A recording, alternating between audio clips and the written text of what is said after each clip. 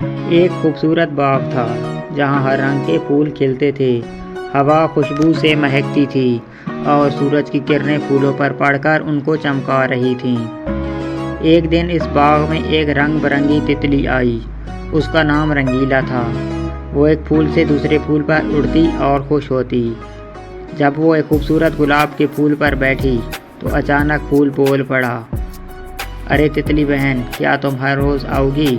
تتلی مسکرا کر بولی، اگر تم چاہو تو ضرور آؤں گی، تم بہت خوشبودار اور نرم ہو۔ پھول شرما گیا اور یوں دونوں کی دوستی ہو گئی۔ ان کی روزانہ ملاقات ہوتی۔ ہر صبح رنگیلی تتلی آتی، پھول پر بیٹھتی، باتیں کرتی، گانے گاتی، کبھی سورج کی روشنی سے کھیلتی، کبھی ہلکی ہوا کے جھونکوں میں جھومتی۔ پھول ہر دن اس کا انتظار کرتا۔ جب بارش ہوتی تو وہ کہتا، آج رنگیلا نہیں آئے گی، مجھے اداسی ہوگی۔ ایک دن تتلی بہت دیر تک نہ آئی۔ پھول بہت پریشان ہوا، کیا رنگیلا ناراض ہو گئی؟ پھول نے سوچا۔ کچھ دیر بعد رنگیلا آئی۔ اس کے پروں پر مٹی تھی اور وہ تھکی ہوئی لگ رہی تھی۔ پھول، تم کہاں تھی؟ میں بہت پریشان ہوا۔